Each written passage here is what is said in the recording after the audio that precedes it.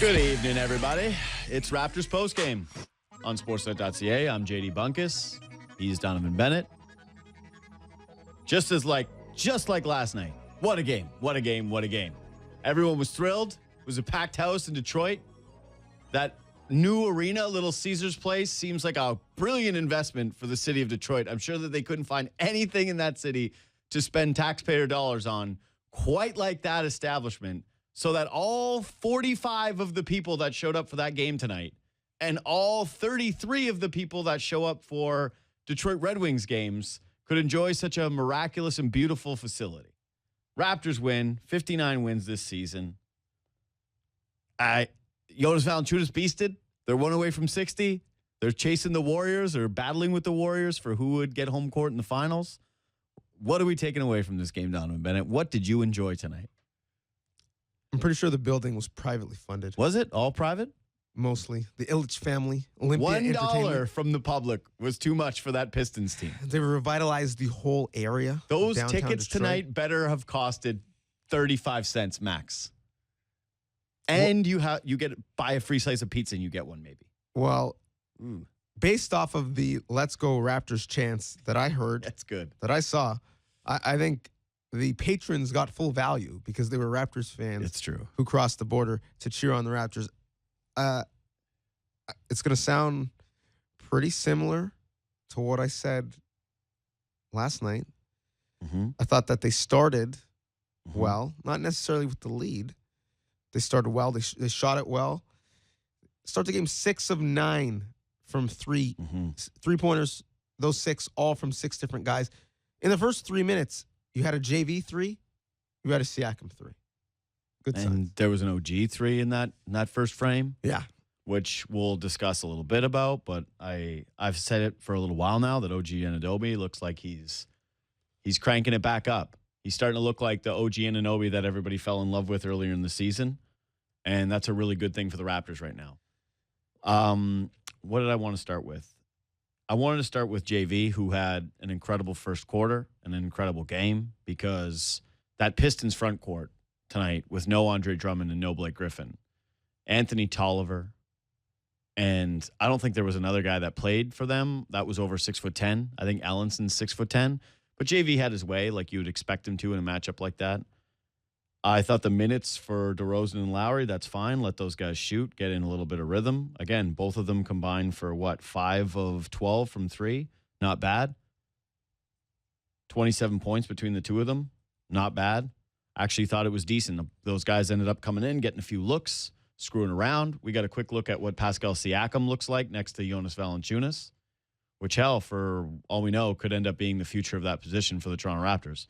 But yeah, that's a sloppy basketball game. You expect it to be that way, right? Like, it's two teams that aren't playing for anything. Detroit is completely thrown in the towel. I think they even played last night, right? I think the Pistons played last night. So they're coming off of a back-to-back. Their season is completely done. They don't even have their draft pick this year, so there's not even a point for them to tank. I'm not sure why they didn't play their starters or what the value is for them in terms of losing that game to the Raptors. Because, again, it went out the door with the Blake Griffin deal, the 2018 first-round pick. We'll talk about that trade later in the show today. Again, you can get at us with your tweets, hashtag SNRaps. You can call into the show if you'd like, 1-888-666-0590, star 590. We can talk some bigger picture stuff tonight. We can talk about potential playoff matchups tonight. Because, again, this game didn't have very much in it that you're going to take away from it and have a real experience from. And I'll start with CJ Miles there, because yesterday, or it was yesterday, the last post-game show we did, we discussed how CJ Miles went 5 of 10 from 3, and that was a really encouraging sign, and you really liked it. I told you that I didn't really buy into it because there wasn't a sample size, and I stick with that because, again, tonight he shoots 1 of 6 from 3. He takes a bunch of bad shots, and I don't look at that and judge him any differently. He's a 26% shooter from 3 in the playoffs over his career. He's been 32%, now dropping a little bit since the All-Star break.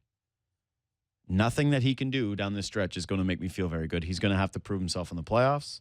Tonight, absolutely no different. That said, Mr. OG Anunoby. What did he finish with tonight? OG, 19 minutes, 2 of 4 from 3, a couple of block shots, a couple of 4 rebounds, ended up having that horrible turnover. But again, OG Anunoby continues to look like a guy. All of a sudden, OG Anunoby is awake. Looks a little bit more like, again, the OG Anunoby that everybody liked at the beginning of the season. And I think so much of it for him, and I'm trying to pull up exactly what it is, but so much of it for him contributing with this Raptors starting unit is at least having the ability to knock down open three-point shots. He hit one in the third quarter. He hit one in the first quarter, all off of wide open looks where his feet were set and he got a good look at the basket. And yeah, all of a sudden, since the All-Star break, he's shooting 50% from back there on almost 2 a game. And April, the last couple of games, 46%. March, 45%. OG Anunoby being like a fairly credible threat from the three-point line. I think everything kind of starts for him there. That's all he needs to do offensively. The cuts to the basket, the good passing and the ball movement. I think that those are already inherent when it comes to his game, that he knows that he's out there to swing the ball and look for his bigs and find his guards and make sure he's not holding on to it too long or dribbling. But yeah, he's knocking down open threes. And he's played better defensively like he did tonight, even if it was against inferior competition. 1-888-666-0590, star 590, or if you're on Twitter, hashtag SNRaps, holler at us. We want to hear what you think. I agree. I think the only number I care about of that stat line that you read from OG Anunoby was the 3-point percentage. 2 of 4 in the playoffs. He's not going to be taking 4. It's going to be closer to the 2 that he's taken throughout the regular season. And if he hits 1 of 2, I think you're happy. When Serge Ibaka is playing and Fred VanVleet is playing, he's not going to be taking 4 3-point shots. He's not going to be taking a 3-point shot per quarter. But the percentage is good because the percentage allows him to stay on the floor, because whether it's 2 or 4 or 8, his 3-point shots are going to be wide open. And you have to make a defense pay if you're going to be that open, because at this point of his career, given the players that he's playing with in the starting lineup, you're open for a reason. And you are the lesser of a lot of difficult options as far as defending the Raptors. And so it's nice when he's at least keeping the defense honest and hitting half of his shots. So that was the plus for me. I mean, my guy looked spry. He looked rested. He does. It was a great OG performance. It was a great, and when we're talking about 3-point percentage, it's a great Jonas Valanciunas performance. Like, when we came into this year, we talked about, okay, well, for the Raptors to take that next step, who's the player that has to emerge? Who's got to be that guy? Like, remember for 3.5 years, everyone said, well, Terrence Ross is going to be the guy that's going to take them to the next step. It never happened, and he's no longer here. Some people would say Serge. Some people would say it was JV because he's, the next guy when it comes to tenure. Serge is the next guy when it comes to money. And they're both playing really well going into the playoffs. And in an era where, let's be honest, many teams don't start with a big. Almost all teams don't finish with a big. You got 2 guys who are above 7 feet tall that are playing not only good basketball, but efficient basketball. Jonas had 25 points in 25 minutes. And you mentioned it. He wasn't playing against any other bigs. None. But I don't care who you're playing. In the NBA, if you're shooting 11 for 13 and 2 of 3 from 3, and you're over 7 feet tall, that's a good ball game. And the level of comfort that both guys have getting to their spots, whether it's on the block or on the perimeter and knocking down shots, is a really good sign when you look at who are the others that are going to help the Raptors. Let us know who you think that other person is to make a big jump in the playoffs. I was in New York earlier today. And look at this guy. In New York earlier today. Not a big deal. Just took a quick trip to New York. Just a little skip over to New York and then back. That's what airplanes do nowadays. I've never done a trip to somewhere and back in the same day, ever. Well, thousands of people do it every day. I know, business people, like fancy people like you. I'm a business person. What type of private jet did you fly? I saw you stunted on the gram. I'm not a businessman. I'm a businessman. Yeah. I would tell you the airline, but someone from our sales department will probably get upset at me. Okay. But airline, feel free to sponsor this very space. Dr. J, Ray Allen, Rasheed Wallace, all guys with rings, all guys who were front-end players. And they talked about the difference between teams who get 16 wins and teams who are really good who never are able to. And the biggest difference, obviously, you need luck, you need health. the biggest difference in their minds was, you know what you're going to get from your stars in the playoffs. It's on a night when it's a tough night. Who comes off the bench and gives you 15 to 20 that you weren't necessarily accounting except for that doesn't apply to the Toronto Raptors because you have absolutely no idea what you're going to get for them in the playoffs. But the point is that someone, it could be someone different in every series, could be someone different every night. Someone, or on this team, someone's, plural, I know that's not proper use of the language, are going to have to be those guys for them to forget about 16 wins. People around here would take 12. I think people will be excited for 10 again, like they had 2 years ago. And I think that's the most positive sign. If you're a Raptors fan and you want to puff out your chest and say, you know what, I feel like this year is different, I think that's the reason. Not because the 1A and 1B guy are any different. I think you have more confidence that one of the others, as Shaquille O'Neal would say, could step up in a big playoff moment and have a huge game. So I agree with that. I think that's very true. I am more confident that the Raptors' surrounding pieces are going to be better. This is his butt tone. Like, there's a butt coming in 3, 2, 1. But let's be serious here. This playoff series, and especially the first one upcoming, where the Raptors are going to look to try to beat someone handedly, is going to come down to DeMar DeRozan and Kyle Lowry and how good they are. The secondary pieces are great, but the Raptors' stars need to be stars, and they need to prove that they're all stars in the postseason and not just the regular season. And this goes back to the C.J. Miles conversation. This is a player who's unproven in the postseason, and he has to dictate whether or not that's going to change for him this year, and whether he's going to be able to get himself out of this slump, and whether he's going to be able to shoot right away. So, yeah, seeing the secondary guys that play well, great. That's awesome. I do have more confidence in that, but it's still going to come down to the Washington Wizards have all-stars too. Yep. And so if the backcourts play each other to a wash, which could happen, well, then what's the difference going to be? Honestly, we'll see, because I think that, again, Washington's 7 guys deep, and I think that their 7 guys are really good, and that's the team I don't want to see. What's interesting to me about that matchup, and we'll bring Eric Smith in on this, is that if you do play Washington, stylistically it feels like you would have to play Norman Powell some minutes because you'd want to have another defender that can go out to the perimeter and defend guards. And I wonder if you start leaning a little bit more on Norm, or you start giving him a few extra minutes, try to see what he does in that matchup, or if it ends up being DeLon Wright soaking them all up. Hey, we welcome Eric Smith to the broadcast, the Raptors postgame, radio voice of the Raptors. Hey, what's up, Eric? Hey, guys. So I don't know how much of that you just heard, but if the Raptors did face up against Washington, could you see a scenario where they start bumping up a ton of minutes for 1, DeLon Wright, or 2, Norm Powell, because of the need to defend Bradley Beal and John Wall? I would say probably both. And I mean, obviously we'd throw Fred VanVleet into the mix as well. I think I don't foresee J.D. Donovan. I don't foresee Dwayne Casey doing a whole lot different in the playoffs than what he's done in the regular season. I think, with 59 wins, a chance to go for 60 on Wednesday, and from the old school thought of if it ain't broke, don't fix it. I think, if this has been the rotation, this is what it's gotten you to this point, I definitely don't see him tightening things up. And I guess maybe then further to your point about maybe even extending the rotation, I've been saying now for a couple of weeks that I truly do believe that there is a role for Norm Powell come playoff time, especially if you're not quite sure what you may or may not get from OG. If he comes out guns blazing and he's, hot from the start no matter who you're playing, then yeah, you keep riding with him. But if he's not maybe giving you what you need, or if the bright lights of the playoffs end up being a little bit too bright for him, or whatever, then I think that you got to have a fairly quick hook in a sense ready for a guy like OG, and maybe then it's going to Norm a little bit sooner to give him some minutes before ultimately going back to CJ in his regular slot. We're feeling a lot better about OG Anunoby lately, though, right? Because he does, like, the eye test is telling us that the player is performing better on the defensive end, and the numbers are telling us that the three-point shot is falling at a respectable clip.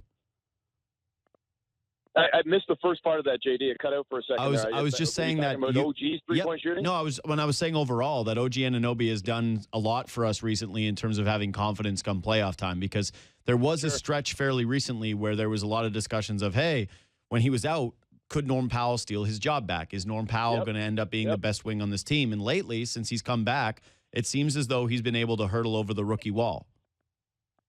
Yeah, and I would agree with that. I mean, he definitely went through quite a slump for a while. Even not even factoring the time that he was out injured. I think he kind of hit that proverbial rookie wall in a sense, and he seemed to be scuffling like a lot of guys were.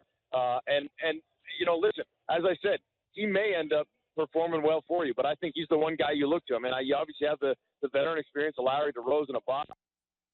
As you guys, I did hear you talking a little bit about, the relative inexperience come playoff time of C.J. Miles. And for that matter, you could even talk about the inexperience of some of the other guys in the second unit that just, had their first taste essentially last year.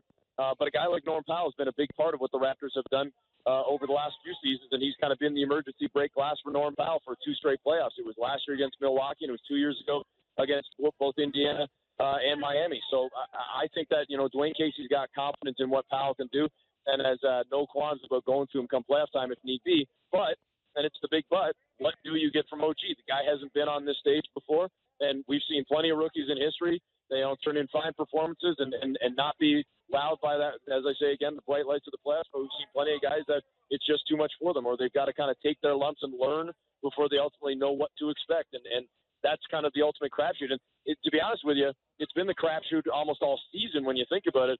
For a team in first place for the better part of 2 months, a team that's got a chance to win 60 games, setting franchise highs at home and on the road for wins, and they've done it for 85, 90% of the season with a rookie in their starting lineup, and a rookie that wasn't giving them a whole ton of scoring in their starting lineup either. And that's kind of not supposed to happen, but it has. I don't know how much you can really take from this game. I mean, Raptors were down 17. They started to get stops and started to care, and they were up 18. There's a 35-point swing. The Pistons, let's be honest, were outmatched. But I'm really interested in what happens on Wednesday against a team in Miami who, depending on what happens tomorrow, they might be locked as far as their seeding. We've had this conversation about rest versus rust. I mean, the greater conversation in the league is also competitive balance, and I know that's something Dwayne Casey cares about. If Eric Smith is wearing the nice suit on the sideline, what are you doing with your team? As irony would have it, Donovan, I'm actually in my nice suit right now, standing right beside the Raptors bench where Dwayne Casey would stand. No word of a lie. I'm standing right here. So I can play the role perfectly right now as all the fans are on the court shooting free throws. I would not rest anybody in that game on Wednesday, no matter the implications. But what I would do is make sure they've got the uniform on and they get at least a bit of a sweat, whether it's starting the first 6 minutes of the game and not seeing the rest of the night, or 6 minutes to start, 6 minutes in the third, that's it.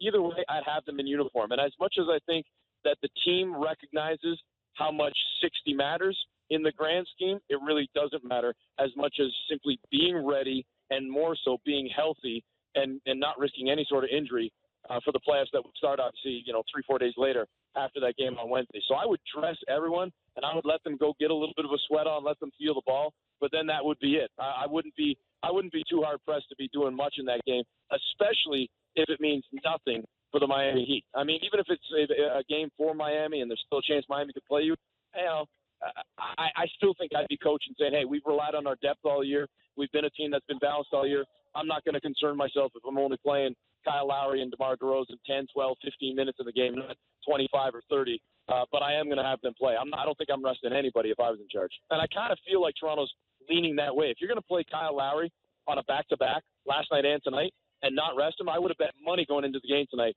that Lowry and Ibaka would rest. Mm-hmm. And it was just Serge. So if you're not going to sit him on the back-to-back, I'd be shocked if Kyle's not playing in that last game on Wednesday. Yeah, I hate how much I actually sneaky care about 60 wins. Like, I feel like the Raptors might raise a banner for this, and I'm actually for it. I know Donovan thinks No. Act like a real team. Listen, they won't? You don't think they will? Who has ever done that before? Not at all. I just think I think when I'm old and gray, have some respect. it's a fun season. It's have a some monumental respect season. for yourself. But if you do, I just think that 60 wins, it's a little bit more memorable. I think it does matter in some weird for some reason for me. Before you go, I asked DeLon Wright just quickly. Let me just tell you quickly, JD. I asked DeLon Wright because I was going to potentially do a little sideline hit on it tonight on that very topic, and I asked him point blank. And it's just one guy's opinion, one guy's answer. I said, how much does 60 matter? Now, Dwayne Casey's already on the record, and I'm paraphrasing here, and saying it matters in the sense that you don't have that many opportunities as an organization to win 60. So it's definitely a feather in your cap. But does it really mean anything in the grand scheme at the risk of somebody getting hurt or whatever? Obviously not. And it was a similar sentiment from DeLon Wright. He said, listen, the bigger goal was first place in the East. That's what we set at the beginning of the season. And he said, not many believe that we'd get there. And I'll admit, I didn't think the Raptors would be first. I thought they were still good enough to be a top 3-4 team. I didn't see them being sixth or lower like Sports Illustrated. I still thought they were fourth place, third place team maybe, not number one in the East.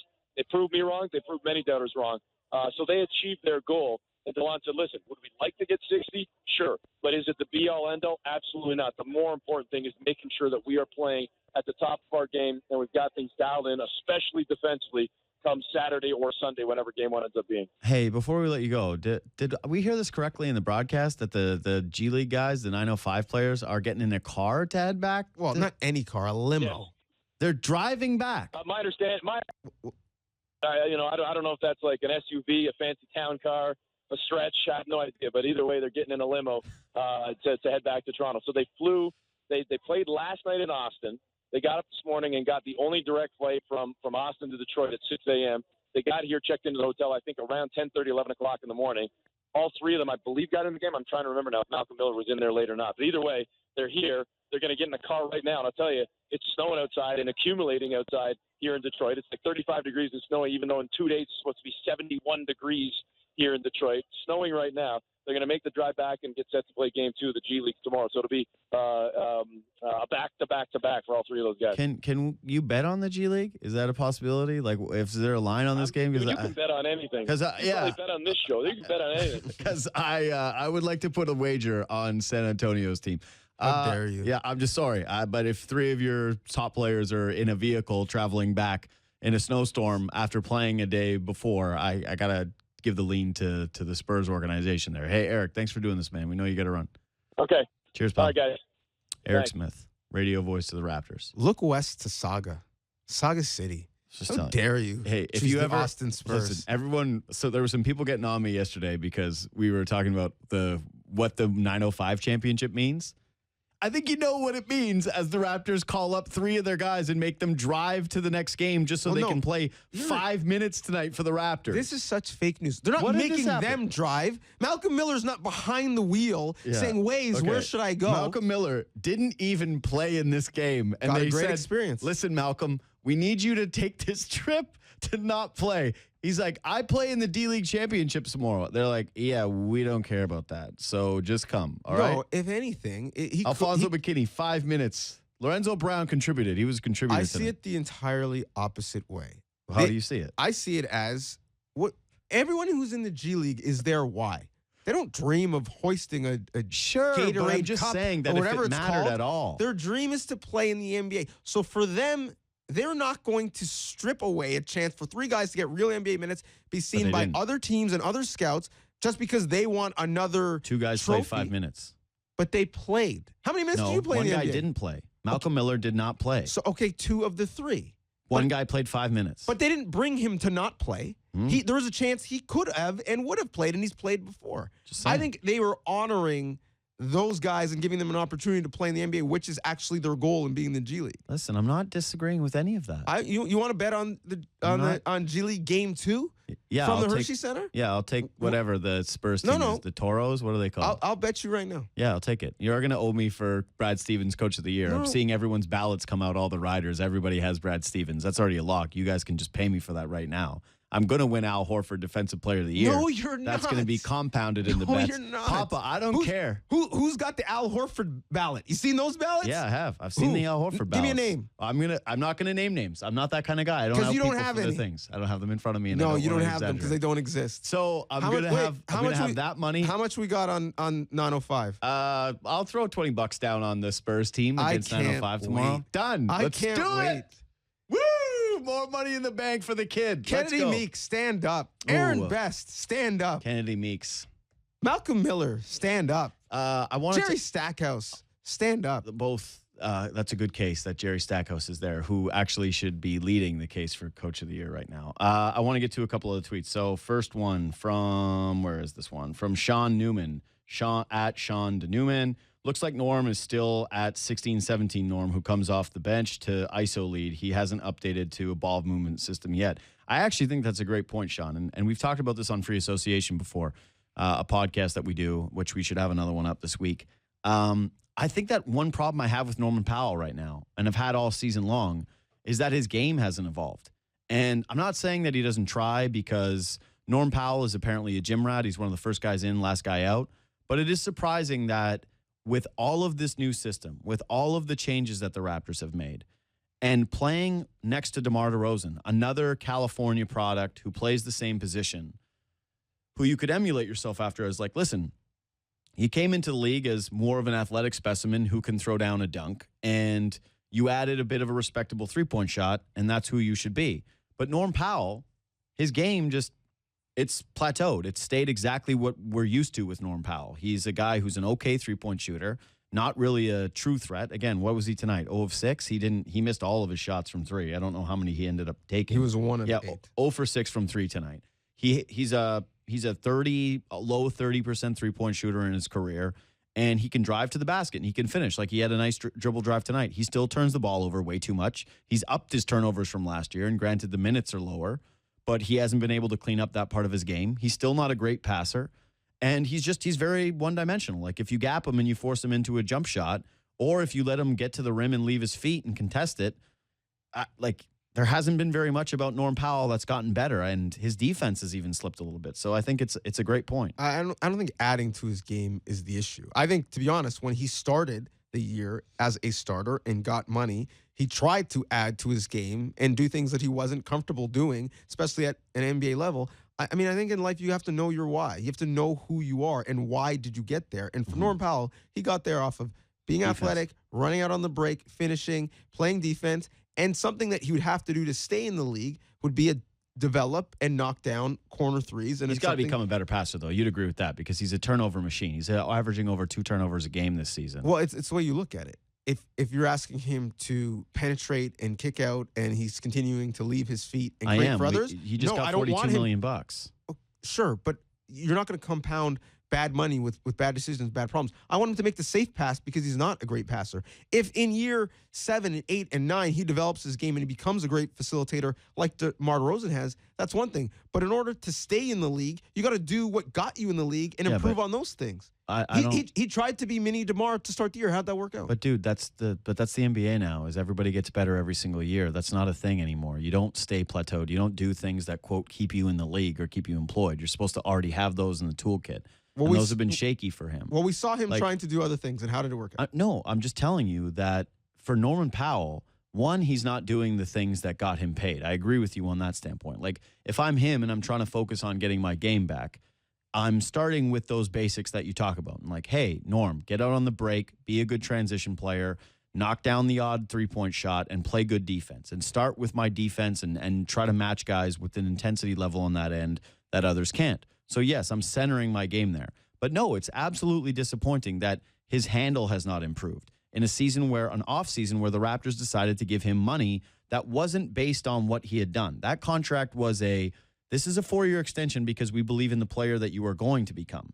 And so far, the three-pointer has not improved. It's something that's been discussed for a long time during his career. Has not improved one iota. His ball handling has not improved. His passing has not improved. And his recklessness with the basketball has not gotten better. He has not become more of a protector with the basketball. So I'm saying to you that even if he was doing the things that got Norm Powell here, got him into those playoff games, got him was the reason why he became a fan favorite in Toronto. In the way that the NBA is now, you constantly need to be improving yourself. You need to be getting better. And I think part of the reason Norm Powell has plateaued is that because he hasn't added a new element of his game. Because he doesn't have a secondary trick to fall back on. There's not another reason Dwayne Casey can put him in the basketball game. Because if he's not doing those two things that he's been good at, there's absolutely no reason to play him. I think his issues, of all those things that you outlined, he gets in trouble with those things when he's trying to do things that he is not at this point. And my advice to him, not that he needs any from me or either of us, to be quite honest, is concentrate on what you're good at and get better at those things. Once you're an established player, then you can do the other things. If he was shooting low 40s from 3 and people are running out at him, he'd be playing. Sure.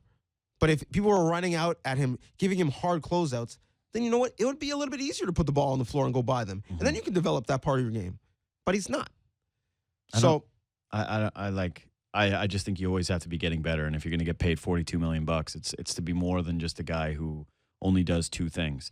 especially for Norman Powell, who lost his minutes and wasn't able to recalibrate and wasn't able to fit in. It's a great point from the tweet, which is this player, probably more so than anyone and very under-discussed. In fact, we've never brought it up, had a lot of trouble fitting into a new system. And he's been asked to be more of an ISO ball player, and he hasn't been able to make that adjustment. John Paul Cody Cox at JP_Cody Cox. He tweeted in, you guys talked at the beginning of the season about Casey having to shorten the bench for the playoffs. Still the case. To a degree. Well, we said that? I don't think we said he needs to shorten the bench. I think that on the podcast earlier in the season, I think this is a reference, Cody must listen to Free Association, that this is a reference to when we had the discussion earlier of when you shorten the bench, because we had that conversation. Maybe from 12 to 10. I don't think you... No, we had conversations on Free Association like early in the season about shortening it from 10 to 8 and what your best 8 were. We've had that conversation before. And I think that we haven't had it in a long time, and that we've had more so that you don't need to cut down on the bench conversations and that everybody is going to play. And in fact, it's probably going to be extended depending on the matchup and what you can get from Norm Powell. I still have a hard time believing that if you play the Washington Wizards with that backcourt and all the problems it presents you with Satoransky, Wall, and Beal, that you wouldn't throw Norm out there at least for a few minutes to see what he can give you defensively against Bradley Beal. So I don't think that the rotation is getting cut. I think the way that the bench is going to get quote-unquote shortened is that DeMar DeRozan and Kyle Lowry are going to play more minutes. And so that might mean less minutes in a series for DeLon, or less minutes in a series sometimes for OG Anunoby, or maybe even definitely CJ Miles right now based on the way that he's shooting the basketball. And again, talk about someone like Norm Powell who isn't able to contribute in another way on the floor. That's exactly him.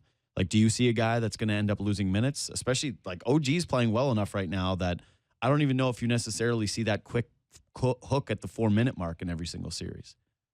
Yeah, I think by default, for OG to earn minutes, someone has to lose them, and that person is CJ. Yeah. And then if Norm gets in, I think CJ is the one losing it. And again, so from at Quatrix Crazy, at Quackish, Powell hasn't been the same Powell what we remember from last season. Let's hope for a different player in the playoffs. If Powell plays aggressive on D, that's a good start. That'll be good. So, yeah, I agree. The Raptors' wing depth there's a lot of question marks there. It's unfortunate that right now the guy that's playing the best is the rookie who makes the least out of all three of them, but that's kind of where they stand as of today. I want to quickly talk about the Detroit Pistons, who they played tonight. You got another thought on it? I thought you were going to say you want to quickly talk about the Oklahoma City Thunder and the Miami Heat. What's the score of that game? Because that's actually something Raptors fans are monitoring tonight. The Thunder are up 6 with 5 minutes left. The Thunder are up 6. So if the Thunder win that game, it doesn't change anything for the Raptors. They still have the potential to face 3 different teams. But if the Heat come back and finish that game and they win it, they secure at least 7th in the Eastern Conference, which means that the Raptors' potential opponents dwindles to 2. It becomes either the Milwaukee Bucks or the Washington Wizards, of which Donnovan and I don't agree on which is the better matchup for the Raptors. But either way, a couple of tough outs. I think we both agree that there's a case at least to be made that the Heat would be one of the teams you want to play. We don't agree on much. Yeah. I mean, we didn't agree that the West is better than the East and that the Thunder are better than the Heat. Thunder up 8. I think what Raptors fans care about just as much, if not more, is the fact that with $1:47 left, the Cavaliers are up 9 on the New York Knicks. Yeah, it's not surprising, but is a good sign if you're hoping that the Cavs can somehow jump to 3. Well, the best sign for Raptors fans in that regard was that LeBron James apparently really wants to play 82 games. That he's decided that he's not going to rest and sit down for the entirety of the next 2 Knicks games. He wants to play. He wants to put 82 games up on the resume. He feels like that's important to him this season. I'm not saying it isn't. I think that there is a point of pride to playing a full 82-game season. I think it's more of a hockey thing than I've ever heard it be a basketball thing. But, hey, good on LeBron. He's going to win the MVP this season, and he's going to play 82 games. Do you think he's going to win the MVP? I think he's going to win the MVP. I do not. We can also bet on that if you'd like. I think that he knows his argument to win it is the fact that he's going to play 82. Tonight, 23 points, 5 rebounds, 11 assists, not bad. He came out in New York with his signature LeBron's with I Am King. LeBron has a new set of shoes every night. Yeah, now, he had the LeBron Griffies. You can't LeBron wear Air Maxes. If you could choose one, if you could choose one of his new shoes, what would you pick? Griffey. To me, it's between Griffey and those Miami ones, though. The hot pink. No. The I Am King ones tonight are pretty dope. Yeah, you can't wear I Am King. I can't on walk that. around the city. Yeah, I Am King. I Am Come King on. on Someone's going to challenge you. That's just asking for it after like a bar one night for somebody to come at you and say, "Oh, King. Hey, King." That's actually would be terrifying as you're wearing those shoes and you hear that and you just know it's like, oh damn it. This guy is coming for me. Like That's basically an advertisement for jump me on the subway. Yeah, exactly. The reason I want to talk about the Pistons is because I think there's a real Raptors parallel to them in that they made a mistake that the Raptors once made. And then the Raptors, in getting out of that mistake, that's what really altered their franchise. They traded for Blake Griffin. Again, tonight I couldn't help but notice that or not really think about and focus on that this game for them losing doesn't help them. It doesn't do anything for them. Why? Because they traded their 2018 first-round pick for Blake Griffin. They gave up a few other pieces, Tobias Harris being the main one because Avery Bradley, who was supposed to have a big season with Detroit, did not. Don't disrespect Boban like that. I mean, we've disrespected Boban multiple times by saying that we wouldn't trade lives with him. Speak for yourself. I wouldn't trade lives for anyone, including LeBron James. I Am King. It's still. I'll continue to be court jester ever. Quite thank you. But we have disrespected Boban. But yes, he was also in the trade. The reason that I've never liked the Pistons trade is that they made it for the same reason that the Raptors went out and grabbed Rudy Gay. They saw this depreciating asset that's someone that a lot of people were saying, he's probably not worth his contract, and we're not really sure what the ceiling is if you have him as your best player, and decided, you know what? He's obtainable right now, and what are we going to do in order to get a star player here if not trade for a guy that is obtainable for a fairly halfway okay price? I think the price, again, was still crazy. But Blake Griffin doesn't play above the rim anymore. Blake Griffin has not been the same player for a couple of seasons now. And if you go and you look at him, just visually from what he was compared to his full rookie season when he dunked on everybody to what he is now, is like now he's a post player. He's still an effective player. He can still get you 10 rebounds. He can still pour in 20 points. But he's not the same exciting, electric Blake Griffin that's going to pack people into a building that you're trying to sell tickets to.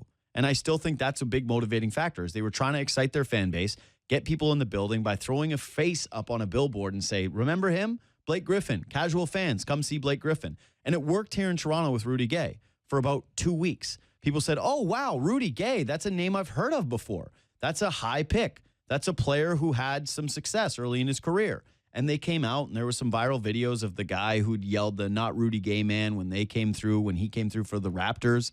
Early on, they had that game actually against Blake Griffin and the Clippers, one of his first games where they destroyed the Clippers, and it worked out early. But eventually, it caught up with them. There's a reason that player got traded. There's a reason that people think that contract is so bad.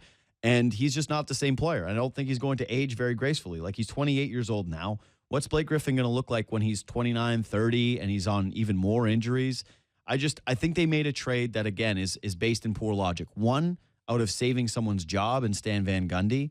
Two, to sell tickets. And three, with the mentality of, well, how else were we going to acquire a star / use that space? I get what you're saying. I think Blake Griffin is a far better player than Rudy Gay. I mean, Blake Griffin, for the better part of his career. No. I shouldn't say. I'm not trying to make the case that Blake Griffin and Rudy Gay are the same player. I'm saying that the motivation situation of the franchises. Yes, I think a lot of what has happened to Blake Griffin is an example of the changing of the game. Blake Griffin, when he was dunking over Kias, was a power forward. He was the quintessential power forward. Now he's a stretch four. Mm-hmm. He's a great passer from the high post. He can knock down a three-point shot. He's never really developed a post game, so he's not really being penalized for that because he's not in the post anymore. But part of it, I think, is the way the game has changed. But I think the thing that I focus on when you look at this situation is this is why a real organization has a separation between church and state. Mm-hmm. You have a different president and GM and coach. And even though Stan Van Gundy can say, listen, I'm coaching the team, and if you want me to cook the meal, I got to buy the groceries. And I understand I may not have time to buy the groceries. Jeff Bauer is actually, picking them out, but I've got input. But here's why you don't want input. Because the motivation of a coach isn't necessarily aligned with the motivation and the long-term health of a franchise. And for Stan Van Gundy coaching this team 3 to 4 nights a week, yeah, his life is easier if Blake Griffin is on the floor. But their cap situation, their long-term prospects, their ability to go from average and mediocre to great is not increased by having Blake Griffin on their team, because we've seen that example. The New York Knicks, another team who hasn't been able to separate church and state, did the exact same thing when they threw money at Amari Stoudemire, a very similar player with similar knee issues. And how did that end out? It was terrible. And so, I think the parallel to the Raptors is you have two different guys in Masai Ujiri and Dwayne Casey with two different agendas. Meeting somewhere in the middle, I think, is best for all parties. But you have to have a wholesale understanding of what's going to be good for us long term, what's going to be good for us in the short term. They made decisions in the offseason that were for both. I don't think we're going to see this for much longer. What? This whole you're the GM and coach. Well, I think that talk to Tom Thibodeau. I know. I'm saying that Doc Rivers had it stripped. None of these things have been working out, and they never have. Like, what's the recent example of a guy that's done this and you've said, oh, wow, that was a great decision? Like, Doc Rivers tried to bring in every halfway decent player from the Eastern Conference that had good games against the Celtics for a while to the Clippers, and it ended up squandering having Blake Griffin and Chris Paul together in their prime. They've had Stan Van Gundy now in Detroit, where, man, if you were doing a draft of teams right now, like, just you take the franchise and all of their assets as is, where would the Pistons rank for you? Like, to me, they'd be almost dead last. It's a building where people aren't going to show up on. You've got one of the worst contracts in basketball in Blake Griffin. You've got Andre Drummond, who is a solid player but limited. You have 0 guards. You have 0 wings. And you have no first-round pick this year, and you're capped out. That's horrible. Like, that's as bad as it gets.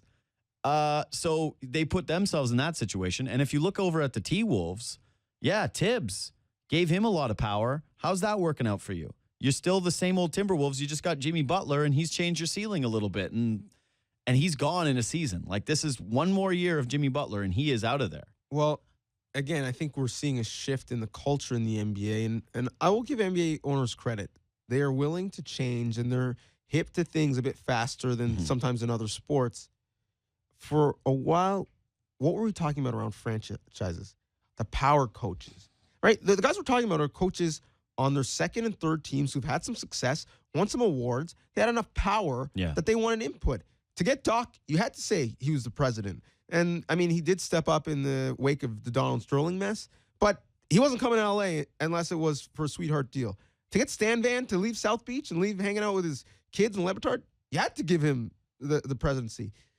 Thibodeau had a lot of suitors. To go to Minnesota, you had to give him more power, because why did he fall out in Chicago? Not because of the success of the team, because of falling out with the front office. You would agree that this isn't going to happen. This isn't going to continue, right? Well, this is what I'm saying, is that NBA owners are hip to the game and say, you know what? The real value, and I personally feel this, it's not necessarily in the coach. The real value in this league, when it's so much about contracts and drafting and development, is in the guy who's the GM or the president.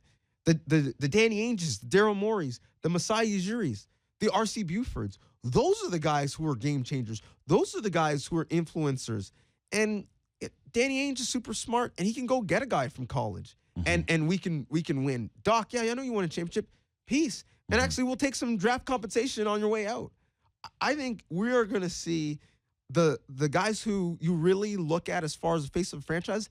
It's not going to be the Phil Jacksons anymore, or even, I mean, the Red Auerbach did both. But it's not going to be the Pat Rileys as a coach. You mean Pat Riley as an executive? I think that there's especially something to that, considering the Coach of the Year race this season. Like, if you look at it, it's very wide open. There's a lot of good coaches. Really, there are. And I know that, we have the Casey bet, but there's a good case to be made for how many head coaches this year to win Coach of the Year. 10? Right. It's so deep. It's so deep. But what's the more common thread with most of these guys has been good front office moves. That, hey, you know what? Brad Stevens has done a lot with a little. But you know what else? Danny Ainge has put them in a really good position. He made a trade where they grabbed a rookie in Jason Tatum and put him 3rd overall, and he's been extremely solid this season. Has he been put in the right spot? No doubt about it. Has Stevens done good work with him? No doubt about it. But Danny Ainge was the one that made that draft pick. They went out later and they grabbed a guy like Shemi Ojeleye. Solid player. Decent wing depth that they can bring out there. They just continue to bring these guys like that they find because of Danny Ainge. He's been putting them in a good spot. So I think that if you're looking at this, and even if we're saying Quinn Snyder, go out to Utah. What did they do? They grabbed Donovan Mitchell, a guy who most people passed on. They grabbed an asset in Ricky Rubio, who most people thought was, like, why do you need Ricky Rubio? This is someone they're going to flip to somewhere eventually. And he ends up working out for them. So I think that when you're looking at most of these Coach of the Year candidates, that you're absolutely right, that this is a common thread between a lot of them. Same thing goes especially with the Raptors and Masai Ujiri. Everybody knows that.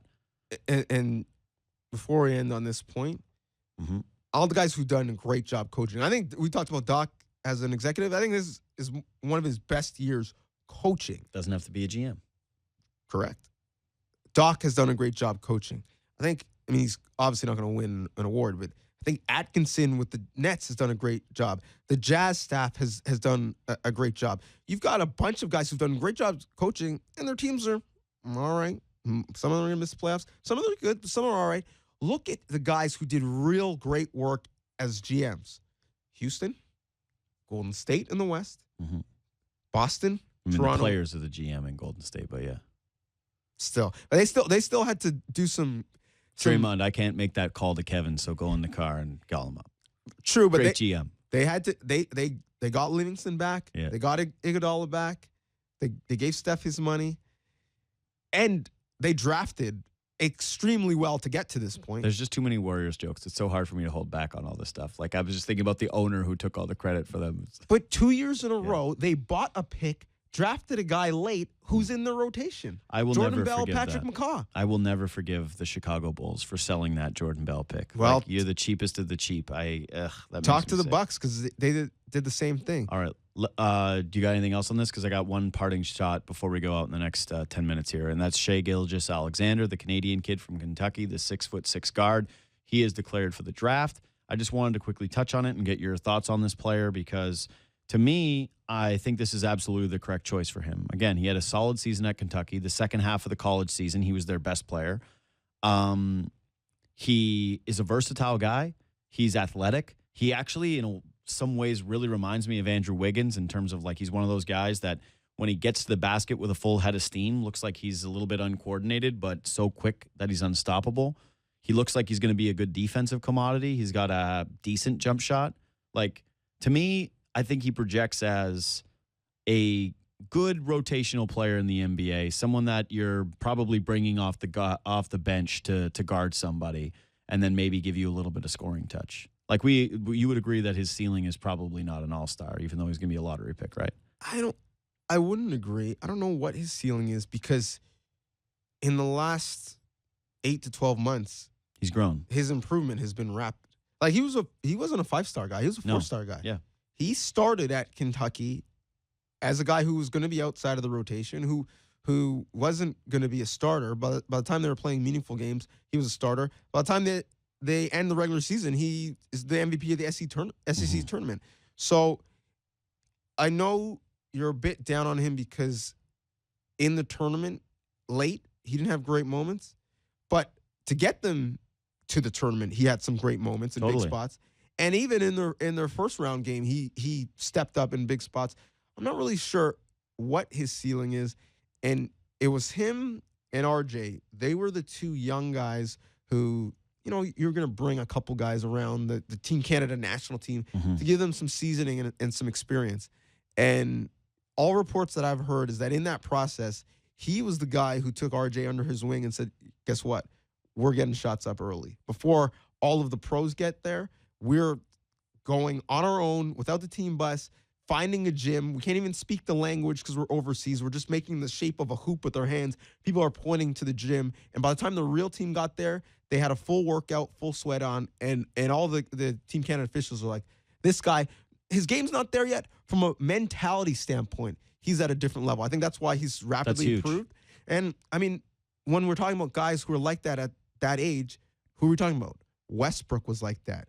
Dame was like that. Guys who were at that age didn't really look like polished future NBA stars, but they got there because of the work ethic. One of my worst takes ever, draft-wise, and why I can never be taken too seriously Westbrook? is when Westbrook got drafted ahead of Jared Bayless. I was like, what? Excuse me? I'm glad the team isn't staying in Seattle because that's a bad pick. Oh, I loved Westbrook in college. Oh, I loved Jared Bayless. I was all People about forget that he came off the bench. Darren Collison was a starter for UCLA, but he was so good. Yeah, I'm stupid. Sometimes I nail opinions. Like I knew Anthony Bennett was never going to be anybody, and that as soon as he was picked first overall, that was going to be the nail in the coffin of his career. But yeah, I've had some pretty big misses as well. Yeah, I like that about Gilgeous-Alexander. That's a really nice note. And yeah, I probably do put way too much stock into, because it's hard to watch the full body of work with a college season, right? Especially up here in Canada, it's not your full-time job. You end up getting snippets of a season, right? You try to tune in and see Kentucky one night, and you end up watching a half, and you're like, okay, that's good. That's some decent information. You try to catch a couple of games. My usual goal unless it's a transcendent player like next year with RJ Barrett, where I really do plan on watching every Duke game outside of, or when I watch the full Jayhawk season with Wiggins, is that I'm trying to tune in and see the Canadian players or the players I'm really interested in for the draft 5 to 6 times in the regular season, some parts of it, and then I watch every single tournament game. But another thing too is, remember, when you're projecting this, I feel like Duke guys are a little bit worse than you thought they'd be. I think Kentucky guys, when they get to the league, are a little bit better. I mean, there are some exceptions. Daniel Orton wasn't even a player, right? Nerlens Noel has never reached his potential. But I think already Jamal has changed your perception of him. I think AD is much better than I thought he was. Jamal Murray is definitely better than I thought he was going to be. And not to a crazy degree, because I always thought he'd be able to shoot, but he's more athletic than I ever thought he was. And that he's better at creating his own shot than I thought he would be. Like, he's a legit scorer. Right, but whether it's the high end of the wall and the Cousins, who were a bit better than people thought, or even the low end, Tyler Ulis, who thought he was going to be a guy who... Is he still a guy? But the point is, he's in the league. Like barely. He's like clinging on. They signed guys to 10 days, and they were like, we'll stick you around. He's had nice moments with Phoenix. I'm just saying, people thought he would be a G League for lifer. Yeah, I think he is. I think Tyler Ulis is a G leaguer. Like I don't think that's changing. No, you're just a hater. And you're a hater on small guards. You thought Fred Van Vliet. Small guards. No, Are you you kidding me? You thought Fred Van Vliet was a G League for lifer. Absolutely. I did think that as well. Yeah. You're right. I will learn your lesson. No, I will second guess small guards, but I love a small guard. Listen, that's what I was. I very much relate to the small guards. We got to run. This was good. We'll do it again on Wednesday for the final time in the regular season. We're going to know exactly who the Raptors play at that point. Thank God. All it's going to take is the last game of the regular season. That's going to be awesome. We'll have a free association podcast up too, previewing the first matchup for those of you that listen, download, and subscribe to the pod. We love you the most. Thanks for tuning in. This is Raptors Postgame on Sportsnet.ca.